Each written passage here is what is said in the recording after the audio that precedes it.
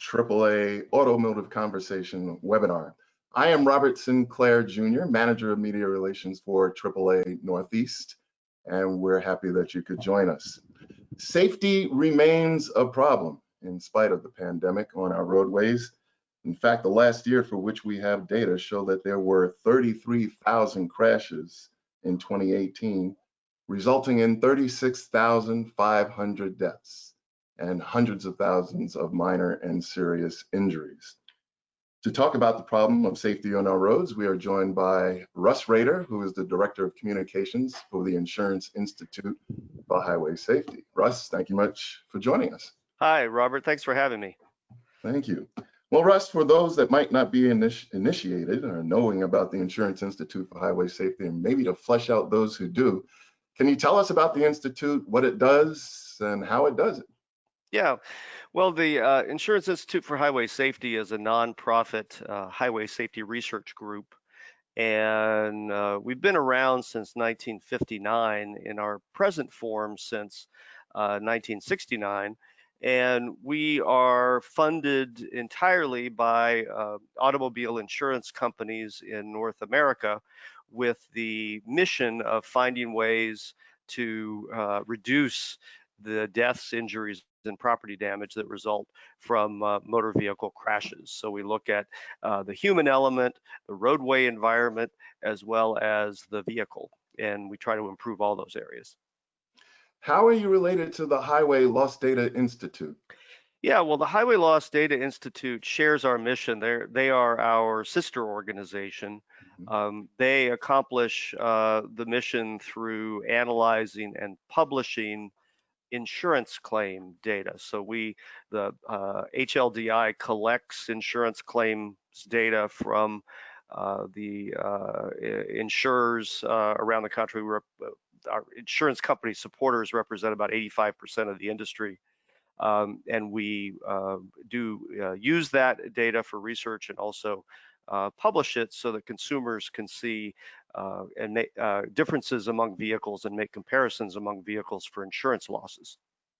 Now, you're funded by money from insurance companies, so I would imagine the next time I'm paying my premium, a little bit of that is going to the Insurance Institute for Highway Safety. You do crash testing, and you take new cars and crash them. Can you tell us what you do? I mean, you don't just strap a dummy in. I mean, we're all familiar with the term crash test dummy, but you actually use crash test dummies. How do you do that? What sort of tests do you do? Well, a big chunk of our budget goes to buying brand new vehicles to destroy them. How many a year do you? Well, we conduct about 85 crash tests during a normal year, but that doesn't include, those are the high-speed tests. It doesn't include the ongoing tests that we're doing, looking at safety technology, for example. But the crash tests are interesting. We have a facility in Ruckersville, Virginia, near Charlottesville, where we have an indoor lab where we crash a couple of vehicles each week. We do tests to look at the most common kinds of frontal crash scenarios. We do a side impact test. We test vehicle roofs for how well they would withstand a rollover crash. And we do a simulated rear end crash where we're looking at how well the seats and the head restraints would protect your neck in a rear impact collision. And we do all of those tests as well as many others at our Ruckersville facility. What, I know you do a frontal offset crash, is that correct? What's involved in that, and what are you looking at when you're doing that? We are looking at the crash tests are based on real world data of how people are being injured in actual crashes. And those crashes inform how what types of tests we do. So we're currently conducting 3 different frontal crashes, looking at impacts across the front of the vehicle. We do a moderate overlap test that involves just about 40% of the front end of the vehicle hitting the crash test barrier.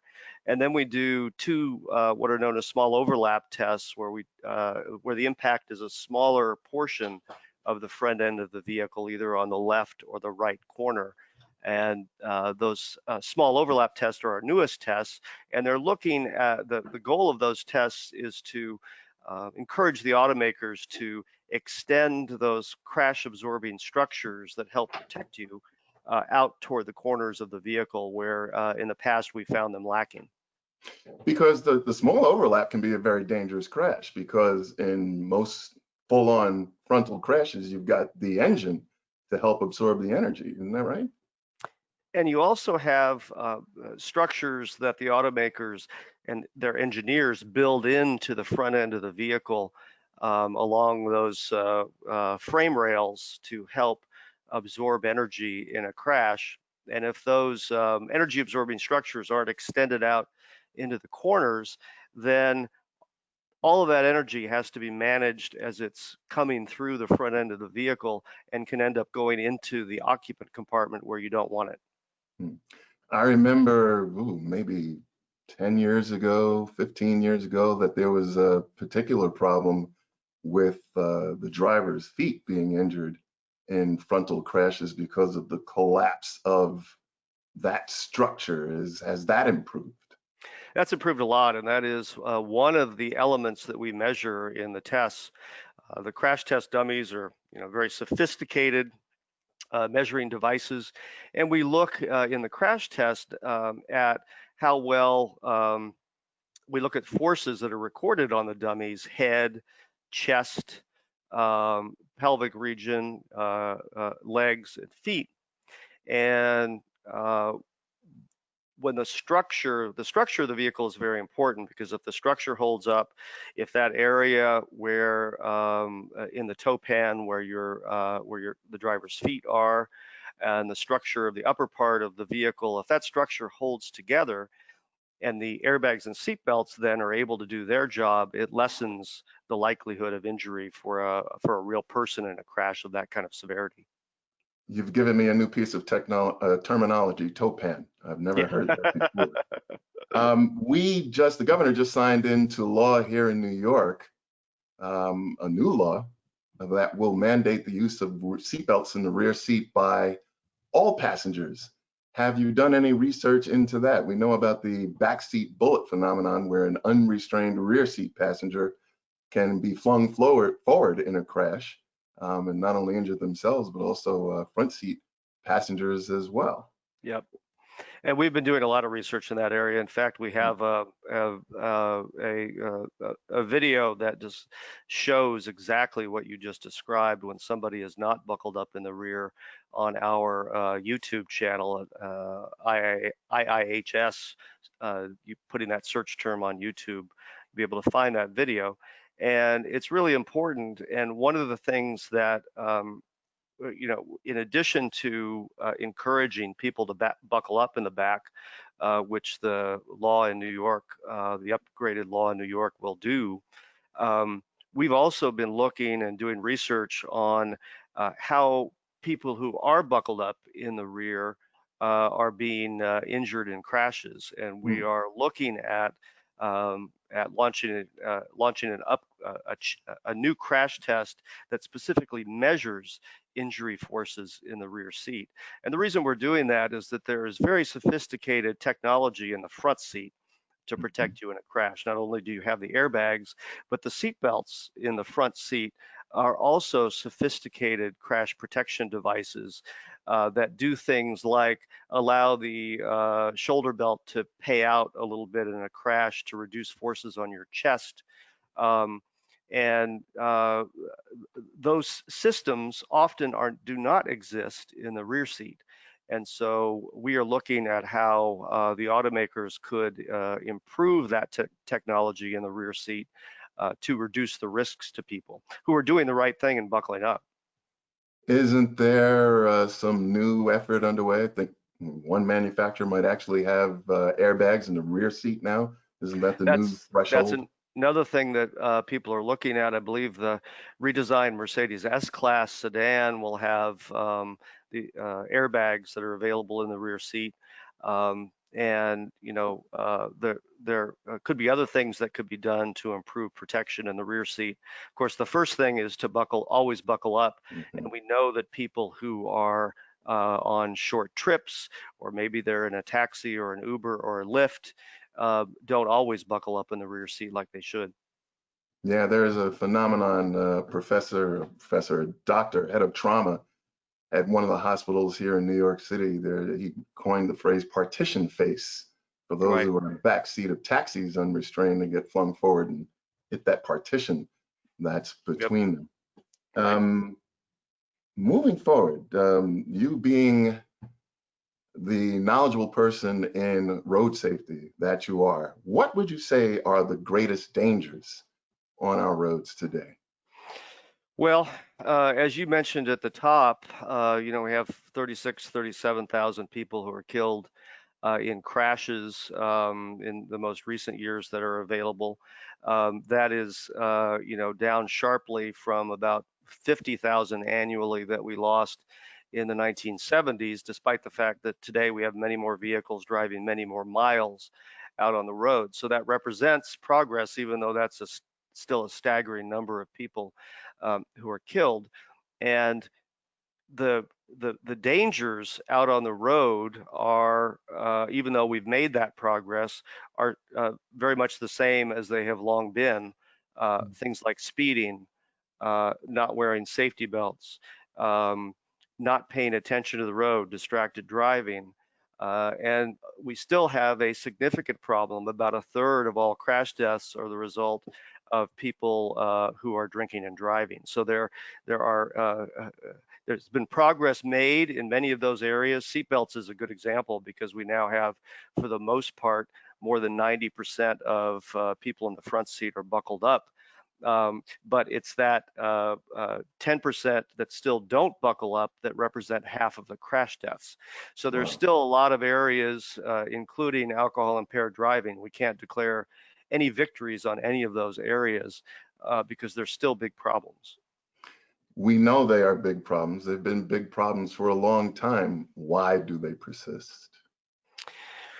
Well, you know, at the start of the program, Robert, we were talking about the crash tests and the efforts that have been made by the insurance industry, the federal government, to improve the crash worthiness of vehicles, and that's made a big difference in bringing deaths down. Um, Changing what drivers do behind the wheel is the hardest thing. That's the hardest part of the traffic safety puzzle. We've gotten more people buckled up. That's a big success where we, passed laws, and those laws were heavily enforced, and that changed driver behavior. But we still have these long-term serious problems about what drivers bring to the crash mix that is remains one of the biggest problems that we have.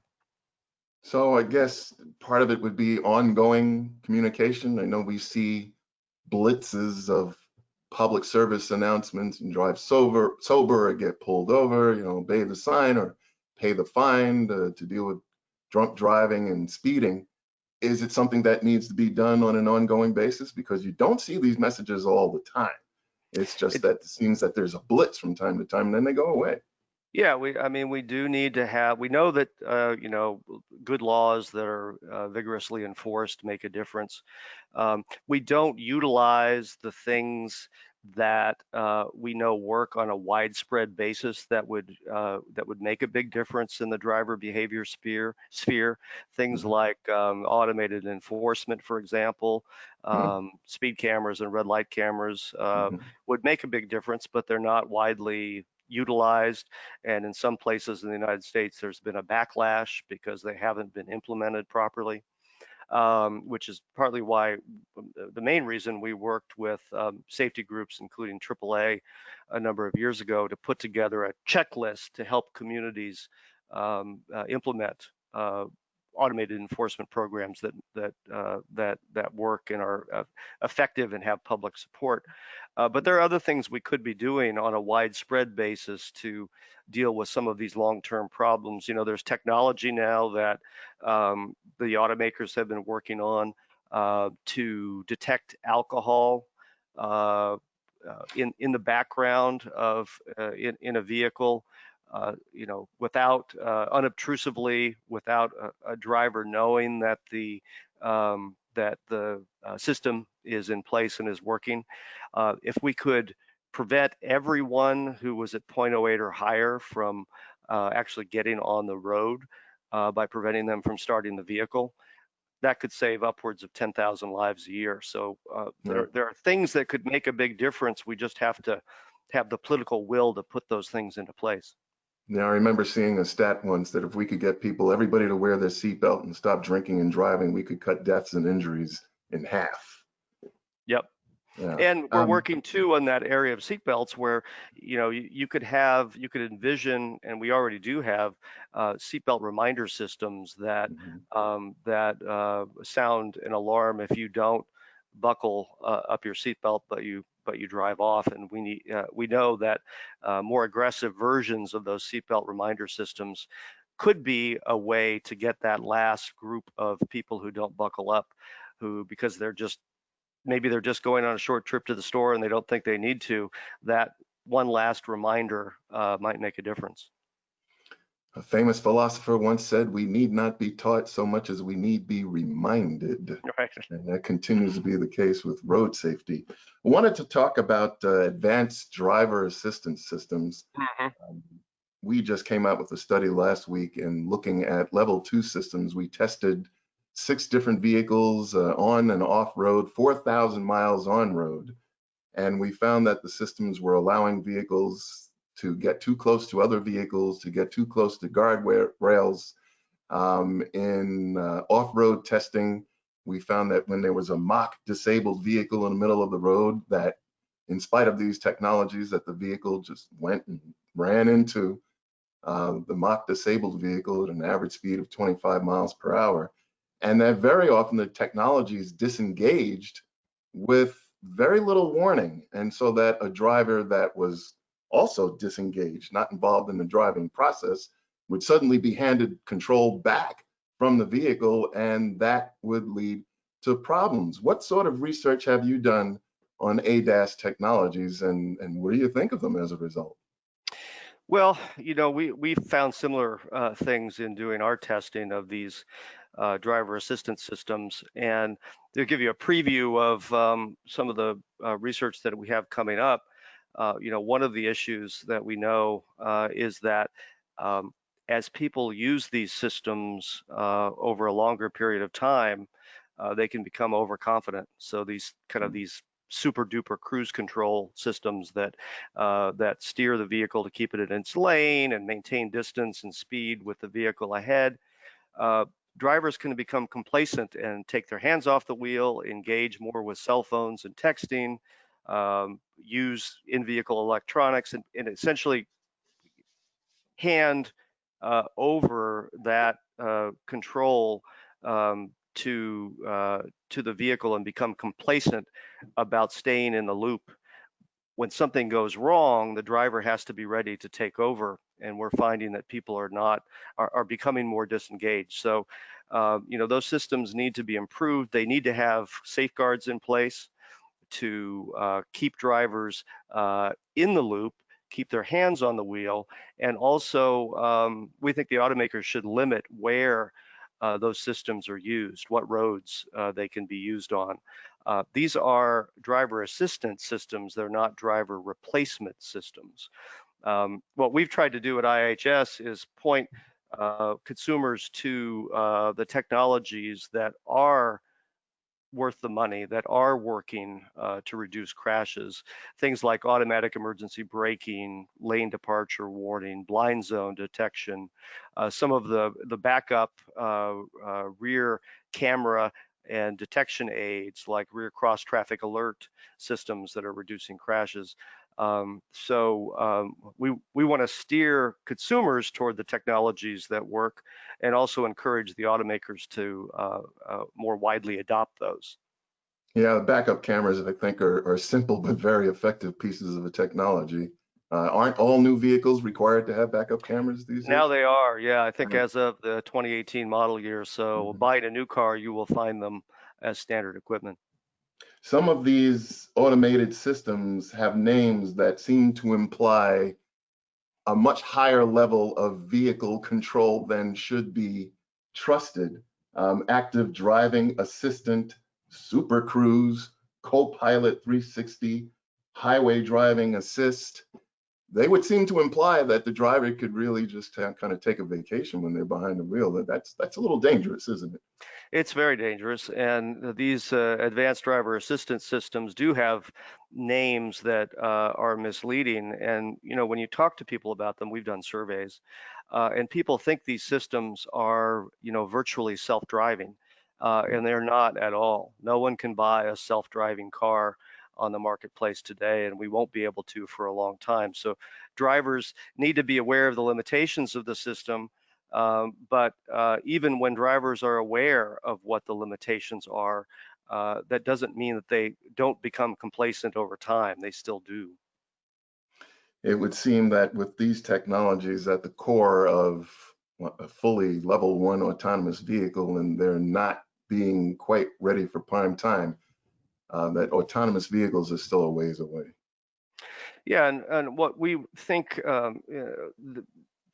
people should focus on if they're looking for a new vehicle is that there are technologies that are beneficial from a safety standpoint, and are worth the money for consumers to buy. So you should look for those features like automatic emergency braking. In fact, automatic emergency braking is now going to be standard, like backup cameras, virtually across the board. Backup cameras have been mandated by the federal government. For automatic emergency braking, the automakers have agreed voluntarily to install those systems as standard equipment. When is that going to take effect? It will take effect in the 2022 model year, Mhm. but when you go to buy a new vehicle today, many of them already come standard with AEB. Very good. I wanted to ask you about, because young drivers on the road are still being injured and killed disproportionate to their numbers, as represented as drivers on the road. You have come up with a list of best cars for teens, and I saw there was a related study that you did about crash-prone teens driving the riskiest vehicles. Tell us, number one, about what the Insurance Institute for Highway Safety think is the best car for a teen, and why. Well, teens are the riskiest drivers, but as you mentioned, they are often driving the vehicles that provide less protection if a crash occurs, those older, smaller vehicles. And so we worked with Consumer Reports to come up with a list of vehicles, kind of a one-stop shopping list for parents who are looking for a used car that checks the main boxes that you want to check for safety, so that if the teen, God forbid, is in a crash, they're in a vehicle that affords a good level of protection. They do well in crash tests. They have electronic stability control, which can help keep a teen out of trouble. And also, by combining with Consumer Reports, we're putting the IIHS safety assessments together with Consumer Reports reliability scores, so that parents have peace of mind on safety, but they also know that the vehicle is less likely to break down as well. And there's 65 vehicles ranging from small cars on the heavier side of the small car spectrum up to SUVs that do well in all of those categories at a wide range of price points. We have the head of our national office, head of driver training, Dr. Bill Van Tassel, told me many years ago that when his kids first started driving, he would get them a pickup truck. And the old style pickup truck, just the single row pickup truck, he says they handle poorly, so there'd be less temptation for the teen driver to speed and go around turns fast, but also there's the limit of passengers. There's no back seat, and so you can't squeeze a bunch of passengers that lead to distractions in those vehicles. But it seems like you've got a list that covers those bases without limiting them to that particular type of vehicle. I wanted to ask you about something. Alex Latke, who is managing the technical side of this broadcast, he's our data guru and has pulled up numbers. And I remember suggesting to him just in jest that pretty soon we're going to have a problem with pedestrians going out on highways. It seems that that is indeed the case, and there's nothing funny about it, that we're seeing a rise in the number of pedestrians that are being killed when they are on highways, literally crossing highways. Can you tell us about that research that you did? Yeah, I mean, we're seeing a big increase in pedestrian fatalities in general on all kinds of roads, and it is as vehicles have become safer for the people inside the vehicle, people outside the vehicle, like pedestrians, are becoming a bigger part of the crash problem and the fatality problem in the U.S. And we did a study in the last year looking at the rise in significant rise in pedestrians being killed on freeways and interstates. And when you think about those kinds of crashes, you often think about disabled vehicles and people getting out of the vehicle Right. to try to deal with the problem. And actually, it is a rising significant problem is pedestrians who are not involved in a broken down vehicle. You have a lot of cases in major cities where freeways have been put in over the decades with a lot of poor planning decisions. These freeways are put in areas that cut through neighborhoods, that leave residential areas on one side of the freeway and more commercial use like restaurants and shops on the other side. And you have many low-income residents who don't have other ways to get around, who have to figure out ways to get to the other side of the freeway, and that is leading to deaths in a lot of urban areas. So we're facing the consequences of some poor planning decisions that were made in decades past. Hmm. You broke up a little bit there on us, but as I understand it, and now that the first thing that comes to mind when I hear this is that somebody under the influence of alcohol decided to try and cross the highway. How prevalent is alcohol in this phenomenon? It's a factor. It's also one of the things that we talk about with pedestrian crashes in general, whether they are happening on urban roads or elsewhere, is the failure of community leaders and transport planners to put in proper crossings and safe crossings for pedestrians. And that's an issue on city streets and suburban streets where people don't always have adequate safe crossings. And a lot of these crashes that happen on city streets, which are the most common ones, is that they have similar characteristics. They happen at night, they happen away from traditional crossings or crosswalks, and they happen on very busy urban arterials where traffic is moving quickly, moving fast. And so, we need to get speeds down, we need to improve lighting in urban areas, and we need more safer crossings for pedestrians. I went to graduate school in South Korea, and they have something that some of the major thoroughfares in downtown Seoul are 5 lanes on each side coming and going. So a total of 10 lanes of traffic. And they have dealt with the problem by building underpasses underneath some of the major roads, and in some cases overpasses. And I remember there was one of those pedestrian overpasses near the school I was attending, Yonsei University. And what happened was the road had been repaved, and they did not take into account the extra thickness of a pavement and a truck struck one of those overpasses. But is that something that you have looked at, overpasses and underpasses, to try and relieve the problem of pedestrians crossing roads?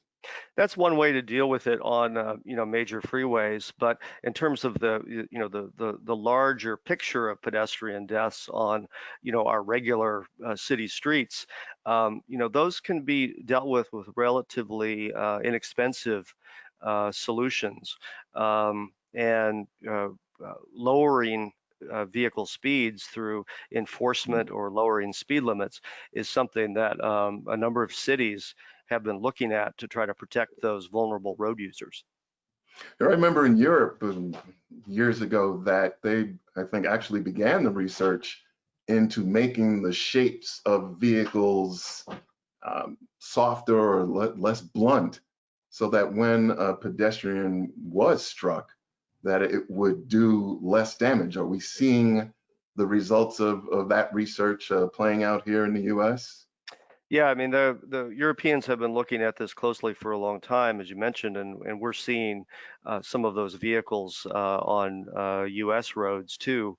We have been less aggressive in the US at looking at vehicle changes to help reduce the risks to pedestrians in crashes. But one of the things that we at IIHS want to encourage is the technology on vehicles now that is part of automatic emergency braking, where the vehicles can actually recognize not only other vehicles, but also pedestrians and cyclists, and brake to avoid, help a driver avoid the crash or reduce the severity of the crash. So technology is going to be another route in the long term to try to help us with pedestrian deaths and injuries. That's the so-called vehicle to, I forget, V to B, vehicle to vehicle, or vehicle to pedestrian technology, where the vehicle could actually be alerted to the fact that there might be a pedestrian around the blind corner that the driver is approaching, and let them know that they are there, and they can anticipate that person coming the road. Isn't China doing a lot of research into that? Well, that is another facet of the technology that could be available in the future to do this. The vehicle-specific technology associated with automatic emergency braking is something that we have now, but we may have the vehicle to vehicle to infrastructure, vehicle to pedestrian type communication in the future that could help. I'm not sure what China is doing in this area, but I know that recently there was a road installed, and I think it is, I believe it was in Europe, where they're actually embedding these sensors now in the roadway to help reduce crashes by essentially giving drivers another set of eyes in terms of what's coming up ahead in traffic. The American Society of Civil Engineers rates our overall infrastructure with a grade of D. How'd you like your kids to come home with grades Right. of D from school? That's not very Right. good. It covers all facets of infrastructure, the electrical grid, ports, sewers, but the main part of that is road and bridges, with the number of structurally deficient and functionally obsolete bridges. I read if they were lined up end to end, they would stretch from New York to Florida. What role does pavement, poor pavement, be it on a bridge or on a road, play into road safety? Well, poor infrastructure definitely is part of the road safety picture. We don't have any research specific to road conditions and traffic deaths and injuries, but there are infrastructure changes that could make a big difference in road safety. And one of those things is roundabouts, where you replace traditional intersections, or when you're building a new community, you put in roundabouts from the start to cut down on the vehicle conflicts that are inherent at intersections when people run stop signs and red lights. have to judge the speed of oncoming traffic when they're trying to make a turn. All of those things are eliminated when you put in a roundabout, and we know that they reduce injury crashes by about 80%. And we're doing a study now in a city that is using roundabouts extensively to put a finer number on how that can improve safety in an urban area. Those roundabouts get rid of those right angle crashes, which Right. are very dangerous. That's why red light cameras are so valuable to help prevent that. One last thing I wanted to ask you, and I appreciate your time. We're going over a little, but you give safety awards to different vehicles, and I want you to give a little shout out to some of the best vehicles out there these days. Those vehicles that you rate as being, let's say, above average as far as safety is concerned, and what puts them in that category. Well, we have actually a lot of vehicles now, which is a good thing for consumers, earn our top safety pick awards. And what we're trying to do with those awards is give a shout out to the automakers who are doing well, who are putting in state-of-the-art safety. We just raised the bar for the 2020 Top Safety Pick Awards by requiring that good performance in that pedestrian detection scenario that I mentioned. And that's the first time that we have built into the safety awards consideration for people outside the vehicle. In the past, the award has focused on, the safety of the occupants of the vehicle. So those top safety pick awards are really a way for people to see which vehicles are performing the best, and for us to encourage the manufacturers to make changes. For example, today we put out a release on the new Subaru Ascent, getting our top safety pick plus award, the top rating, the top award that we give, because Subaru has made good rated headlights on the Subaru Ascent, standard equipment on the Ascent, which is part of the requirement for the Top Safety Pick Plus awards. So the awards enable us to, they give an incentive to the manufacturers, the safety engineers at the manufacturers, who are able to say, look, if I don't get the resources to get good ratings in the IIHS headlight tests, our vehicles won't achieve the Top Safety Pick Plus rating. And so it gives clout to those safety engineers, as well as giving information to consumers about which vehicles perform the best.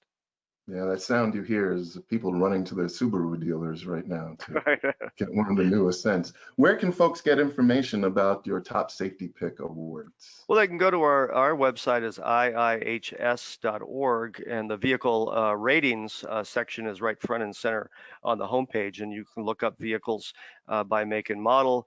And we have test ratings, going back in time. So if you're looking for a used car, you can utilize that data as well. Russ, just so much great information. I want to thank you very much for joining us today. We still have so much work to do, and I'm sure we'll be working together on many different facets of road safety to try and help improve our roadways and make them safer. Thank you very much. Well, thank you for having me on, Robert. And I know we've got some good work with AAA coming up down the road, and we appreciate your partnership on making everyone safer on the road. So thank you. You're welcome. You're welcome. And we want to thank you for tuning in today. This program will be available on YouTube if you go to youtube.com/AAA Northeast if you want to see it again. I have to give a big thank you to Alec Slatke, who's been handling the technical end of this broadcast. Alec is also our data guru. When you see AAA Northeast coming out with studies about local phenomenon that rely on a lot of data, Alec is the one who pulls that up. So Alec, thank you very much. And we also have Mark Shieldrop behind the scenes handling technical things for us. And also I want to give a big shout out to Shawnee Jarvis, who, if you got the invitation for this event, prepared the graphics for it, and she does a great job. I want to thank her very much. Join me again a week from tomorrow, Friday, August 21st, when we will be joined by Justin Kapos of the NYU School of Engineering in Brooklyn who will talk about your vehicle being hacked. We've heard about people's Twitter accounts being hacked, but did you know your vehicle can be hacked as well? And lots of just stunning things can happen as a result. So join us. That's going to be Friday, August 21st at 11 a.m.